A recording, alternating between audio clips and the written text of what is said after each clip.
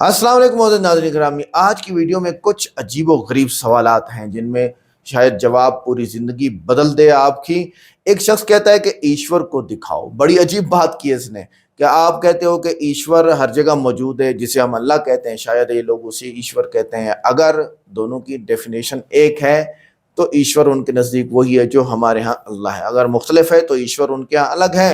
हमारा अल्लाह तो वही है जो अकेला है, किसी की ज़रूरत नहीं, ना उसका बाप है, ना उसकी माँ है, ना उसका बेटा है, और उस जैसा कोई नहीं है। तो एक बात ये। दूसरा, एक खातून कहती है कि हम हिंदू घर में पैदा हुए हैं और हमें माँ बाप ने बुत पूजा सिखाई है, तो हमें कैसे पता चलेगा कि इस्लाम ही सही है? और हम आज इन बातों को सच्चाई के साथ ढूंढेंगे, देखेंगे, मिलेंगे, डॉक्टर जाकिर नाइक साहब को गौर से सुनेंगे। मैंने भी इसकी तहकीक की है, वीडियो के एंड पे आपको मिलेगी। आइए देखते हैं। वीडियो को लाइक करें, चैनल को सब्सक्राइब करें, वीडियो को व्हाट्सएप पे जरूर शेयर करें, कमेंट करके बताइएगा वीडियो कैसी लगी। नमस्कार। डॉक्टर जाकिर नाइक साहब को मेरा सादर नमस्कार, और आए हुए सभी मुस्लिम भाई, नॉन मुस्लिम भाई सभी को मेरा नमस्कार। सबसे मेरा सवाल यह है कि ईश्वर, अल्लाह, गॉड जो परम सत्ता है, वह किसी जात, मजहब, भेष, किसी स्थल का मोहताब नहीं है। वह ज़र्रे ज़र्रे में है। कहते हैं, हिंदू भी कहते हैं कि ईश्वर कण कण में है।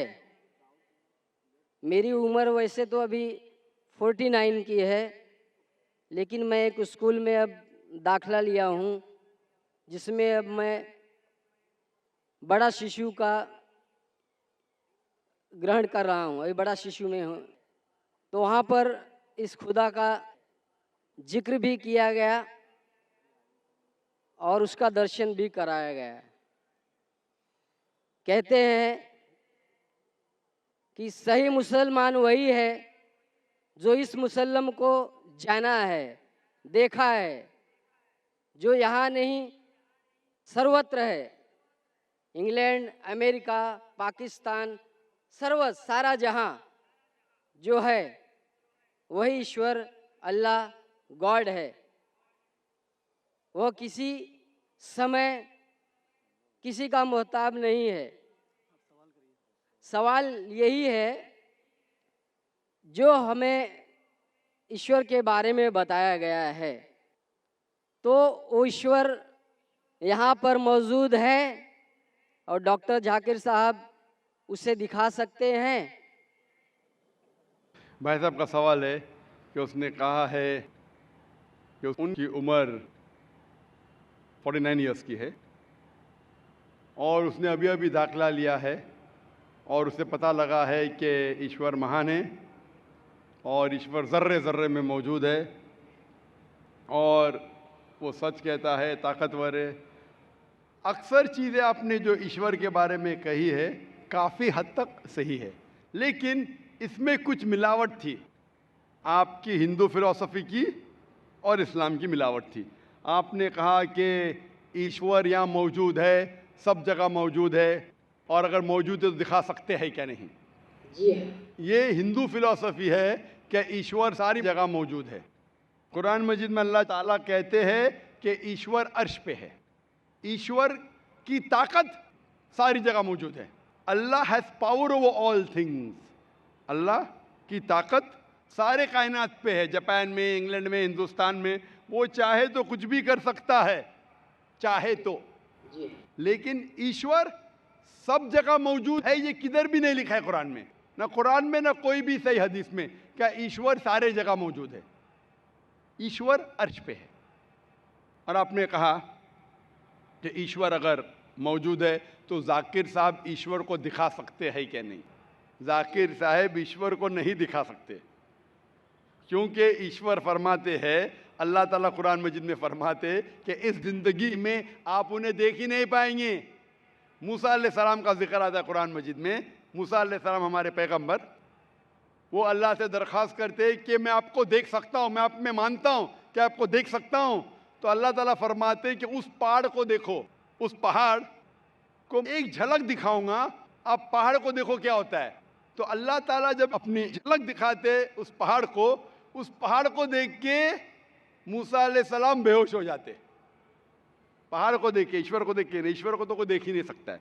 ईश्वर को हम अगली जिंदगी में अगर इस इम्तिहान में सफलता पाएंगे, कामयाब होंगे, जब जन्नत में जाएंगे तो इंशाअल्लाह हदीस में आता है कि हम अल्लाह का वजह देखना चाहेंगे, उसका चेहरा देखना चाहिए। इस दुनिया में नहीं देख सकते, देख ही नहीं सकते, मुमकिन ही नहीं है। हमारे पैगंबर मूसा अलैहिस्सलाम भी नहीं देख सकते थे।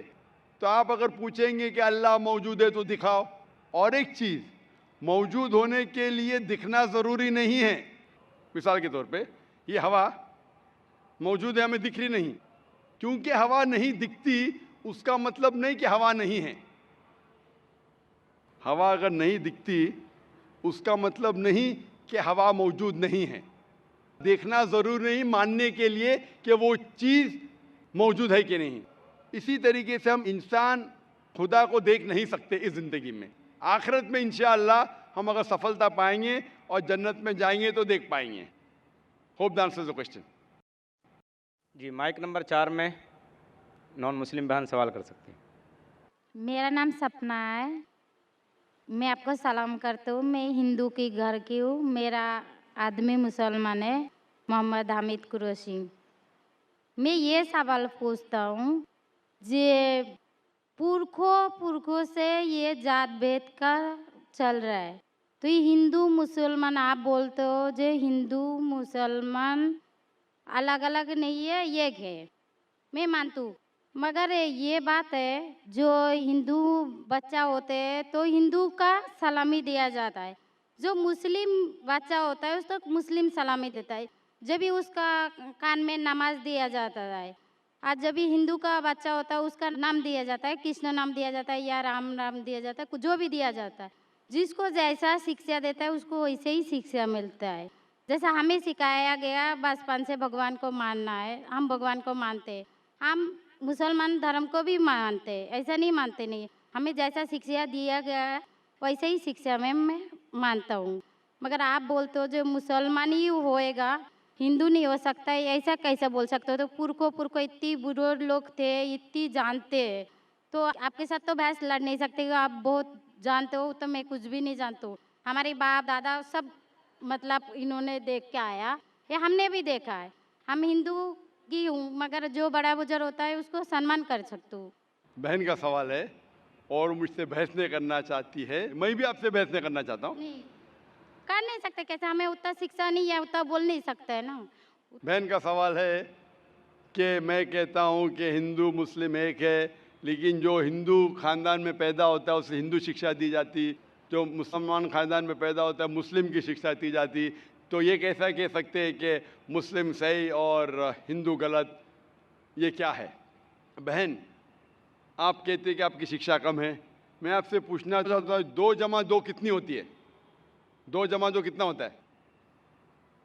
2 जमा 2 कितना होता है? 2 जमा 2 कितना होता है? 4 होता है। माशाल्लाह। तो ये मत कहो कि आपको शिक्षा नहीं है। अगर गांव से कोई आती है लड़की और कहती है कि मेरे वालिद ने मुझे सिखाया 2 जमा 2 5, तो आप क्या कहेंगे उससे? 4 होएगा 5 कैसे 4 हुई, होगा? 5 कैसे होगा? तेरे वालिद को मैथमेटिक्स नहीं आती थी? नहीं, मेरे वालिद ने तो सिखाया। वो नहीं कहेंगी अच्छा ठीक है 2 जमा 2 4 भी, 2 जमा 2 5 भी। ये कहना गलत है। दोनों में से तहकीक करने पड़ेगा, कौन सा सही है उसके ऊपर अमल करें। नहीं नहीं, मैं क्या चाहती हूँ, हिंदू भी सही मुस्लिम भी सही, 2 जमा 2 4 भी सही, 2 जमा 2 5 भी सही। आप तो माशाल्लाह बहुत विद्वान है, आप जानते 2 जमा 2 4 है। कितने लोग नहीं जानते 2 जमा 2 4 है, वो कहते 5 है। तो क्योंकि खुदा ने आपको इल्म दिया, अकल दिए, आपका फर्ज है कि आप उनसे कहे बहन जी 2 जमा 2 5 नहीं, 2 जमा 2 4 है। फिर वो कहेंगे अच्छा अच्छा दोनों सही है। तो आप बोलेंगे नहीं दोनों सही नहीं, 2 जमा 2 4 ही है, 5 गलत है। उसी तरीके से अगर किसी के वालिदैन ने उसे गलत सिखाया क्या बुत परस्ती करना, जब हिंदू मजहबी किताब में कहा गया है कि बुत परस्ती गलत है, तो जिसके पास इल्म है, मैं तालिब इल्म हूँ, मैं एक स्टूडेंट हूँ इस्लाम एंड कंपैरेटिव रिलीजन का, तो मुझे जब इल्म है मैं ज़रूर कहूँगा लोग से जो गलत कह रहे हैं कि सही चीज़ को फॉलो करो। मेरे डिस्कशन भी होते हैं, मैं आपसे नहीं बहस करता हूँ, लेकिन जो विद्वान लोग हैं हिंदू मज़हब के, क्रिश्चियन मज़हब के, ईसाई मज़हब से, उसे कहते हैं डायलॉग। मैं स्टूडेंट, वो पीएचडी डॉक्टर, मैं मेडिकल डॉक्टर हूँ, धार्मिक डॉक्टर नहीं हूँ। मैं उनसे डिस्कशन करता हूँ, डायलॉग करता हूँ, डिबेट करता हूँ। अगर मैं गलत, मुझे गलत साबित करो, मैं बदलने को तैयार हूँ। आप मुझे साबित करो कि जो मैं कह रहा हूँ गलत है, कि मेरा मज़हब गलत है, मैं आपके मज़हब को कबूल करने को तैयार हूँ। Open challenge.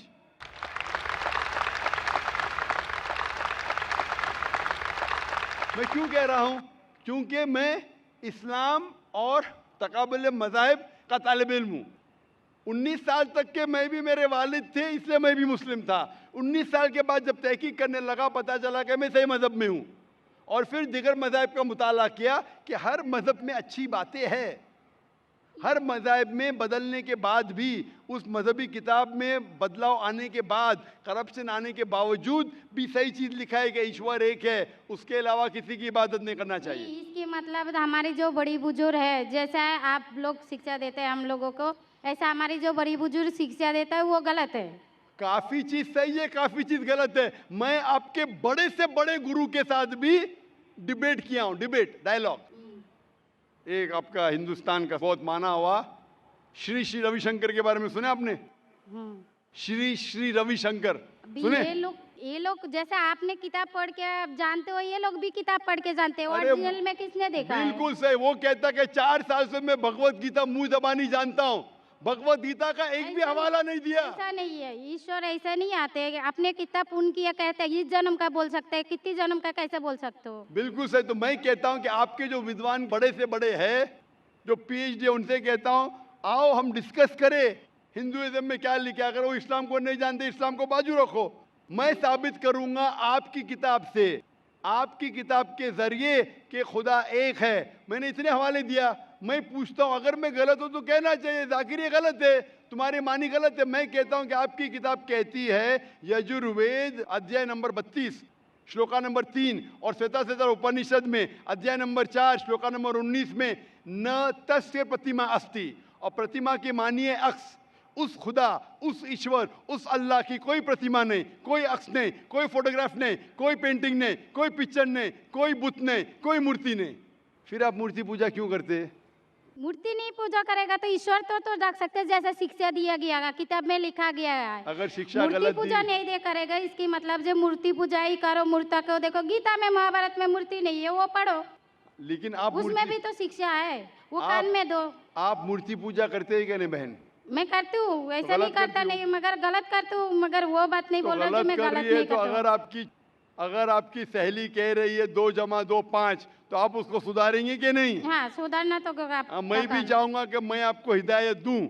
मैं कह रहा हूं कि अगर मूर्ति पूजा कुरान में लिखा गलत है, उसको बाजू रखो। आप कुरान में नहीं मानती, आपकी धार्मिक किताब में लिखा है मूर्ति पूजा गलत है, मैं हवाला दे रहा हूं। हाँ, तो वो फिर सब आप क्यों वो कर मैं रहे मानता हैं? हूँ, मगर ईश्वर को बुलाना, जैसे उनको शिक्षा दिया गया जी, इस बहन, धर्म को बहन, ऐसा बुलाया एक- जाए, एक- ईश्वर को ही बुलाया जाता है। एक एक चीज पे डिस्कस करे, फिर दूसरी चीज पे जाए। मेरा पहला सवाल है, मूर्ति पूजा जब गलत है तो क्यों करती है? आप बुत परस्ती क्यों करती है? अभी उन पुरखों ने वो ऐसा कर क्या है, अगर आज की तो पुरखों बात ने- नहीं, हमने मना कर दिया, चलो हमने नहीं कर रहा हो, मगर ये पुरखों जब भी जमाना से करके आ रहा है, ये लोग तो नहीं बोलेगा जैसे हम नहीं करेंगे, हम नहीं करेंगे, वो तो नहीं कर सकते है ना। अगर रुमाने से देहात में सिखाया जा रहा है 2 + 2 5 है, तो आप उसको मानेंगी? मेरे पुरखे कहते थे दुनिया चपटी है, मैं मानूंगा? मेरे पुरखे कहते थे दुनिया चपटी है। मैं पूछता हूँ दुनिया क्या है आज? दुनिया चपटी है क्या? दुनिया गोल है? गोले गोल है। माशाल्लाह, आप तो विद्वान हैं, आप तो जानती है। तो अगर मेरे बाप दादा कहते थे दुनिया चपटी है तो क्या करूं मैं? उनकी बात को मानूं क्या छोड़ दूं? तो उस टाइम क्या जमाना चलता नहीं था? बिल्कुल सही, आज का जमाना है। आप इस उस इजलास- टाइम बल्कि अच्छा जमाना था, अभी का जो जमाना है ना, अभी उस टाइम जमाना बल्कि भी अच्छा था, बदल नीक रहा है। था। पहले अभी ऐसे- नीक नहीं है। पहले ऐसे प्रचार नहीं होते थे जहाँ करोड़ों लोग एक साथ में देख सकते थे। आज के प्रचार में यहाँ लाखों लोग जमा हैं। लाखों लोग के साथ साथ टेलीविजन पे करोड़ों लोग देखते हैं। तो आपको कोई बहाना नहीं मिलेगा।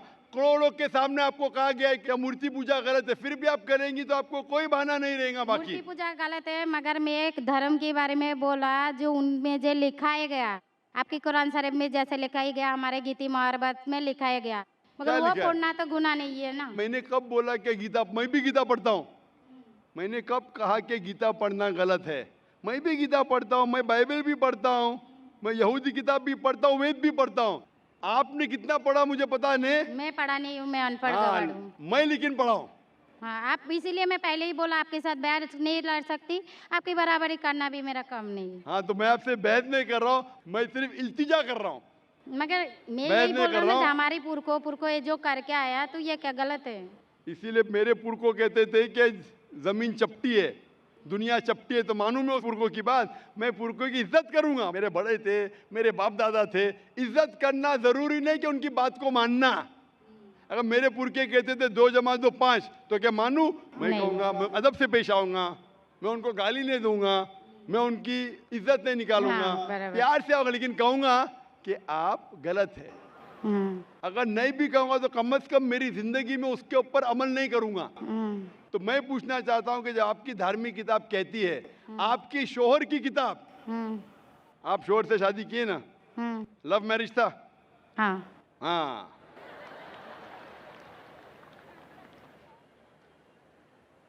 सही था क्या गलत था अलग बात है, लेकिन जब आप अपनी शोहर से इतनी मोहब्बत करती है, शोहर आपसे मोहब्बत करते क्या नहीं? हाँ, करते ना? मैं भी मेरी बीवी से बहुत मोहब्बत करता हूँ। मैं मेरी बीवी से सबसे ज्यादा मोहब्बत करता हूँ।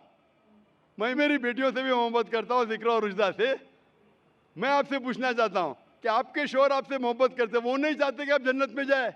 नहीं, आप चाहते हैं कि आपके शोहर जन्नत में जाए क्या नहीं? जाए क्या नहीं? तो मैं पूछता हूँ कि अगर एक गाड़ी है, एक गाड़ी जब चलती है, एक पहिया है साइकिल का, दूसरा पहिया ट्रैक्टर का, गाड़ी चलेंगी क्या? नहीं, नहीं चलेंगी ना? नहीं, नहीं चलेंगी, इम्बैलेंस। तो इसीलिए हमें देखना चाहिए कौन सा टायर सही है। चारों टायर अगर लगा देंगे साइकिल के तो बन जाएंगे हाथ गाड़ी, अगर ट्रक के टायर तो बन जाएगा ट्रक। तो हमें ये देखना, तहकीक करना चाहिए। मैं ये नहीं कहता हूं कि आंख बंद करके आप अपनी शोहर की बात को मानो। पढ़ा लिखा होना जरूरी नहीं है, लेकिन ज़हीन होना जरूरी है। हमारे आखिरी पैगंबर मोहम्मद सल्लल्लाहु अलैहि वसल्लम, वो भी अनपढ़ थे, लेकिन सबसे ज़हीन थे। तो मैं आपसे पूछता हूं, जब साफ तौर पे आपकी किताबों में, हिंदू मजहब की किताब में और कुरान में लिखा है, आपके पुरखे अगर गलत चीज कहते थे तो आपको गलत चीज पे अमल करना जरूरी है? नहीं, तो आप क्यों नहीं बुत परस्ती छोड़ते? आप कहते आप शोहर से मोहब्बत करते हैं क्या नहीं? क्वेश्चन मार्क है, क्वेश्चन मार्क है। ये ऊपरी मोहब्बत है। सही मोहब्बत होगी तो मैं चाहूंगा कि इस दुनिया में भी और आखिरत में भी मेरी बीवी मेरे साथ हो। आप नहीं चाहेंगे आपके शोहर आपके साथ हो क्या नहीं? हाँ, तो आप ये नहीं तहकीक करेंगे कौन सही है, आपका शोहर क्या? आप नहीं, वो मानते हो मेरा शौहर क्या है, मगर उनका भी मानते हो, मगर ये मूर्ति पूजा है इसका छोड़ सकते हो, मगर दोनों- मेरा धर्म का जो नाम है वो तो कान में लेना मैं जरूरी धर्म का समझती नाम हूँ। की बात कर रहे हैं आप? हाँ, नाम की, हम्म, नाम से मैं भी हिंदू हूं। क्या हूं? हिंदू। हिंदू का मतलब हिंदुस्तान में रहने वाले को कहते हिंदू। हिंदू, हाँ, ये लफ्ज सबसे पहले वजूद में कैसे आया? जब अरब लोग हिंदुस्तान में आए तो उनने ये लफ्ज हिंदू दिया। हिमालय के हिंद से और सिंधु के दू से कुछ लोग कहते। इसीलिए आज जब मैं जाता हूं गल्फ कंट्री में, सऊदी अरब में, कहते हिंदी है, जाकिर हिंदी है। तो लफ्जी मानी से मैं हिंदू हूं। It's a geographical definition. जो हिंदुस्तान में रहता है उसे कहते हैं हिंदू। ये मजहबी डेफिनेशन ने ज्योग्राफिकल डेफिनेशन। मैं हिंदुस्तानी हूं, लफ्ज के डेफिनेशन से मैं हूं हिंदू। लेकिन अगर आप कहेंगे धार्मिक हिंदू जो बुत परस्ती करता है, तो मैं वो हिंदू नहीं हूं। आपने कहा कि आप भी बुत परस्ती नहीं करेंगे, तो वैसे आप भी हिंदू नहीं है। लेकिन आप लफ्ज को पकड़ना चाहते हैं, हिंदुस्तान में रहते हैं तो आप हिंदू रह सकते। मैं भी हिंदू, मैं मुसलमान हिंदू हूं। ज्योग्राफिकल डेफिनेशन आप समझ रहे? आप बहुत ज़हीन है माशाल्लाह। बहुत से लोग प्रोफेसर होते और समझते नहीं, आप कहते हैं कि आप अनपढ़ नहीं और समझ रहे, माशाल्लाह। तो ऐसे इल्म का क्या फ़ायदा जो आपको खुदा की तरफ नहीं लेके जाए। कल मेरी तकरीर थी तालीम दोनों जहाँ के लिए, तो मैं आपसे पूछना चाहता हूँ, आप अपने आप को हिंदू कहती है क्योंकि आप हिंदुस्तान में हैं, तो मैं भी अपने आप को हिंदू कहता हूँ। आप बुत परिस्थिति को छोड़ दो, क्योंकि आपके हिंदू मजहबी किताब में भी लिखा है हराम में, तो आप बुत परिस्थिति को छोड़ने तैयार है? या तैयार है? माशाल्लाह। मानते हैं कि खुदा एक है? हाँ आप मानते हैं कि मोहम्मद सल्लल्लाहु अलैहि वसल्लम आखिरी पैगंबर है? हाँ माशाल्लाह। उसका मतलब मुस्लिम है? हाँ। तो आदमी आप के पास आएगा तो मुसलमान ही है। जी, आदमी मुसलमान होएगा तो औरत जात मुसलमान ही होता है, औरत जात का कोई जात होता है। आदमी है तो मुसलमान है। कभी कभी जरूरी नहीं, उल्टा भी होता है, जो औरत है वो आदमी बन जाता है। क्योंकि एक, मैं कहूंगा सही है क्या बताने, दिल लगाया गधी से तो परी क्या चीज है। तो प्यार अंधा भी होता है। मेरी उर्दू इतनी महान नहीं है तो शेख फैजुर रहमान मुझ पे हंसेंगे, उन्होंने कौन सा शेर कह दिया ऐसा। सब शेर पब्लिक के लिए नहीं होते। तो मैं कहना चाहता हूं कि आपने शादी तो की, मोहब्बत तो की, लेकिन अमल में आप अगर बुत परिस्थिति को छोड़ने तैयार है, एक खुदा को मानने तैयार है और मानने को तैयार है कि मोहम्मद सल्लल्लाहु अलैहि वसल्लम आखिरी पैगंबर है, तो आप अपने आप को मुस्लिम कह सकती है। हाँ मैं मुस्लिम तो हूँ। माशाअल्लाह। तो आप मानते हैं कि खुदा एक है? हाँ आप मानते हैं बुत परिस्थिति गलत है? हाँ गलत है। आप मानते हैं कि मोहम्मद सल्लल्लाहु अलैहि वसल्लम आखिरी पैगंबर है? हाँ आपको कोई भी जबरदस्ती कर रहा है इस्लाम कबूल करने के लिए? नहीं नहीं, मेरे को कभी कोई किया ही नहीं। माशाल्लाह। कितने साल पहले आपकी शादी हुई? मेरे को अभी 8-9 साल हो गया। 9 साल हो गए। आपके शोहर ने जबरदस्ती नहीं किया, सही किया है गलत किया बाद में डिस्कस करेंगे, लेकिन आज आप अपने दिल से कबूल करना चाहती है इस्लाम? हाँ। आप पे कोई भी दबाव नहीं? नहीं। आप दिल से करना चाहती है? इंशाल्लाह मैं अरबी में कहूँगा, आप उसे दोहराइए। अशहदु अशहदु अल्लाह अल्लाह इलाहा इलाहा इल्लल्लाह इल्लल्लाह व अशहदु व अशहदु अन्ना अन्ना मोहम्मदन मुहम्मदन अब्दुहु अब्दुहु व रसूलुहु। व रसूलुहु। मैं शहादत देती हूँ मैं इजाज़त देती हूँ कि कि अल्लाह अल्लाह के अलावा अलावा कोई कोई माबूद नहीं माबूद नहीं है और और मोहम्मद मोहम्मद सल्लल्लाहु सल्लल्लाहु अलैहि वसल्लम अलैहि वसल्लम उसके उसके पैगंबर पैगंबर और बंदे हैं। बंदे हैं। माशाल्लाह। माशाल्लाह। आप 9 साल के बाद अब मुसलमान हो चुकी है। मैं दरख्वास्त करता हूँ कि आप इस्लाम का इल्म हासिल करो, कुरान मजीद तर्जुमे के साथ पढ़िए और उसके ऊपर अमल कीजिए। आपकी ये शहादत ने मेरी कल की तकरीर को मुकम्मल किया है। मैं कह रहा था तालीम दोनों जहाँ के लिए, वो तालीम आप पीएचडी करो, टीचर बनो, प्रोफेसर बनो, लेकिन आपके रब के करीब नहीं लेके आएंगे, आपके खालिक के करीब नहीं लेके आएगा वो तालीम, तो फ़ायदा क्या है? तो आप उस प्रोफेसर से बेहतर है जो उसका तालीम उसको रब की तरफ नहीं लेके आ रहा है। मैं आपको शाबाशी देता हूँ और अल्लाह से दुआ करता हूँ कि आपको इस जहाँ और आखिरत में इंशाअल्लाह जन्नत दे। Hope the answer the question. आपको सलाम, आपकी जितनी भी मुस्लिम भाई है उसको भी मेरा सलाम। जी, माइक नंबर 1 में कोई नॉन मुस्लिम भाई हो, सवाल कीजिए। सलाम अलैकुम, मेरा नाम अर्जुन है, मैं मुंबई का हूँ। मैं हमेशा परेशान रहता हूँ, तो मैं एक दिन सिकंदर भाई को मिले थे, 1 साल हो गया। मुझे कलमा पढ़ने के आपसे सब लोग से मुझे दुआएं चाहिए। सब भाई बहन इसके लिए आज दुआ करें प्लीज़। मैंने कहा कि वो 1 साल से परेशान है और वो इस्लाम कबूल करना चाहता है। भाई साहब, इस्लाम का मतलब है शांति। शांति। मैं दुआ करता हूँ कि इंशाअल्लाह आपको शांति मिले। मैं पूछना चाहता हूँ कि आप मानते हैं कि खुदा एक है? हाँ मानता हूँ। आप मानते हैं कि बुत परस्ती गलत है? हाँ गलत है। आप मानते हैं कि मोहम्मद सल्लल्लाहु अलैहि वसल्लम आखिरी पैगंबर है? हाँ पैगंबर। आप कितने वक्त से इस्लाम के बारे में पढ़ रहे या इस्लाम के बारे में कसर देख रहे? अभी 1-2 महीना हो गया। 1-2 महीना। माशाअल्लाह। आप इस्लाम की चीज़ के ऊपर जो भी आप इस्लाम के बारे में जानते हो उससे खुश है? हाँ। आप इस्लाम दिल से कबूल करना चाहते हैं? हाँ। आप पे कोई भी ज़बरदस्ती कर रहा है? नहीं। कोई भी दबाव? नहीं। आपके दोस्त का दबाव है क्या? नहीं करेंगे तो मारूंगा? कल एक सवाल है, हाँ जी हाँ, सवाल पूछिए अभी इस्लाम कबूल करने के बाद देव देवता कुछ से जी। इस्लाम कबूल करने के बाद देव देवता से डर लग रहा है। देव देवता से भाई ने कहा कि इस्लाम कबूल करने के बाद देव देवता से डर लगता है। अल्लाह ताला फरमाते हैं सूरह इमरान में, सूरा नंबर 3 आयत नंबर 160 में, कि अगर अल्लाह आपके साथ है, अल्लाह मदद आपकी करे, अल्लाह मतलब ईश्वर, ईश्वर ने परमेश्वर, ये ईश्वर ये हिंदी लफ्ज है ना, इसमें मिलावट, ईश्वर मतलब ईश्वर के ऊपर होता है परमेश्वर, तो इसलिए परमेश्वर कह रहा हूं मैं। ये अल्लाह वर्ड एकदम साफ है। गॉड भी अंग्रेजी में मिलावट, goddess, God father, God mother मिलावट हो सकती है। खुदा, ना खुदा, ईश्वर, परमेश्वर, देव, देवता, देवी, ये सब मिलावट है, इससे डरो मत। सही लफ्ज है अल्लाह।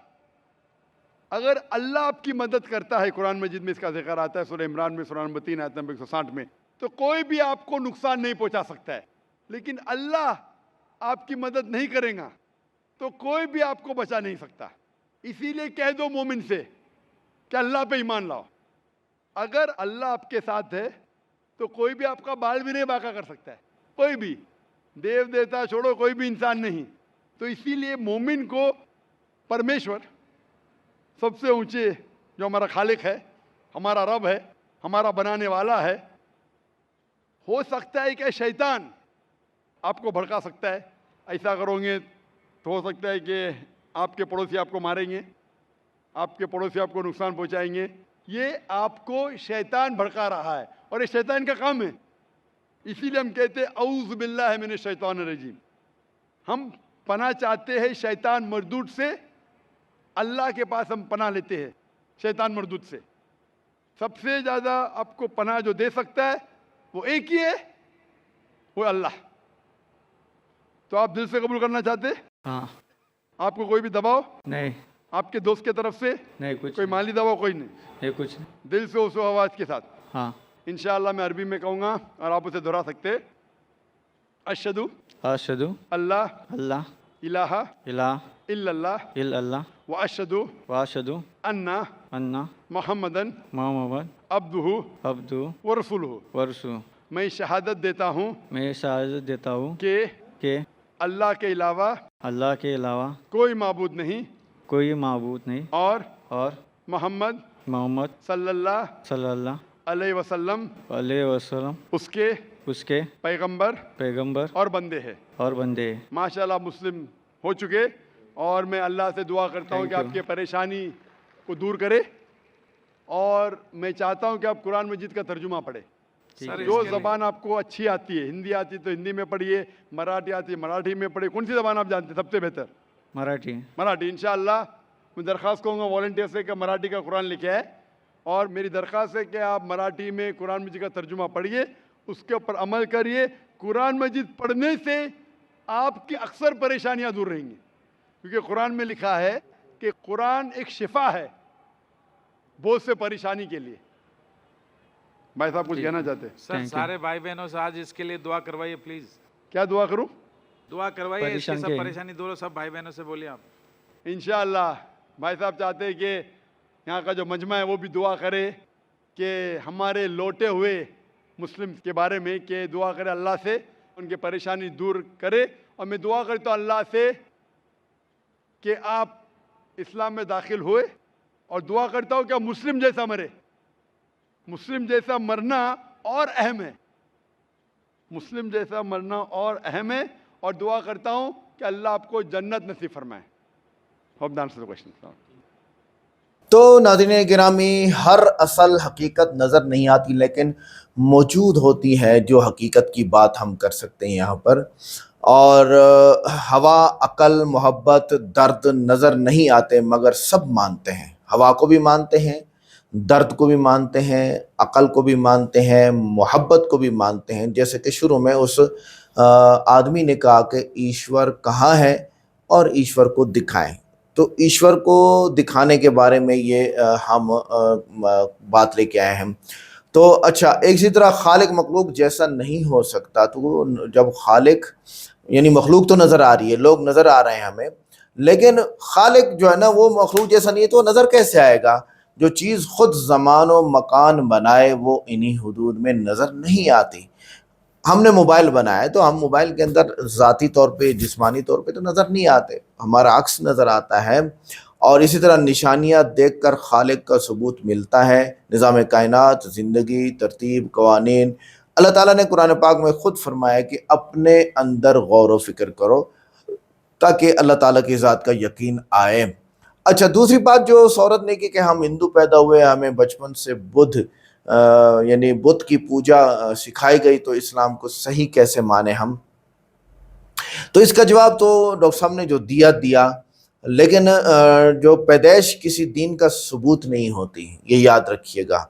आप इंजीनियर पैदा नहीं होते तो बाद में बनते हैं ना, आप पंडित पैदा नहीं होते तो बाद में बनते हैं ना, तो आपका इल्म कस्बी है, आपने उसको कमाया, आपने कोशिश की तो बने हैं आप इंजीनियर। अगर पैदा होना दलील होता तो हर शख्स अपने पैदाइशी मजहब में बंधा रहता, सच कभी नहीं मिल पाता। अच्छा, अगली बात क्या है कि सच तहकीक से निकलता है, विरासत से नहीं मिलता, ये याद रखिएगा आप। इल्म तहकीक चाहता है, सिर्फ रिवायत पर चलने से हकीकत नहीं मिलती। इस्लाम अकीदे की बुनियाद सच्चाई दलील पर परखता है। इस्लाम जज्बात पर नहीं, इल्म, मंतिक और हकीकत पर कायम है। और इस्लाम तमाम इंसानों को बराबर समझता है। इस्लाम में खुदा एक, इंसान बराबर और इबादत सादा, कोई ज़ात, कोई बुत, कोई पुजारी नहीं है। अच्छा, इस्लाम का दावा साबित शुदा हक है, सिर्फ मजहबी रिवायात नहीं है। इसकी किताब महफूज कुरान है, तारीख़ वाज़े है, पैगाम साइंसी, अक़ली और हक़ाइक़ से टकराता नहीं, बिल्कुल साइंस और अक़ल के मुताबिक है। इसी तरह हकीकत एक ही हो सकती है, बाकी सब रिवायात मुख्तलिफ हो सकती हैं। अगर सच सिर्फ ख़ानदान से मिलता तो साइंस, तहकीक और सच्चाई कभी आगे ना बढ़ते। डॉक्टर ज़ाकिर नाइक साहब ने जो ये बात की थी कि अल्लाह ताला हर जगह मौजूद नहीं है, कुरान पाक में नहीं लिखा हुआ, ये गलत है, डॉक्टर साहब की ये भूल थी। बल्कि कुरान पाक में ये लिखा हुआ है कि तुम जहाँ भी हो वो तुम्हारे साथ है, और ये भी फिर लिखा हुआ है कि वो तुम्हारे शहर के ज़्यादा करीब है। तो अल्लाह, क्योंकि वो इंसान की तरह नहीं है, ठीक है, पहला बुनियादी उसूल इस्लाम का ये है कि वो इंसान की तरह या मखलूक, किसी भी मखलूक की तरह नहीं है, लिहाजा वो हर जगह मौजूद है। और ज़ात के साथ, इल्म के साथ ये सारी बातें मौजूद हैं।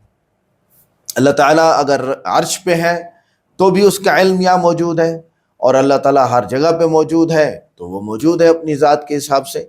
ये सारी की सारी बातें इस्लाम इस बारे में बताता है। आखिर में डॉक्टर ज़ाकिर नाइक साहब ने कलमा पढ़ाया, कई लोगों को मज़ा आ गया।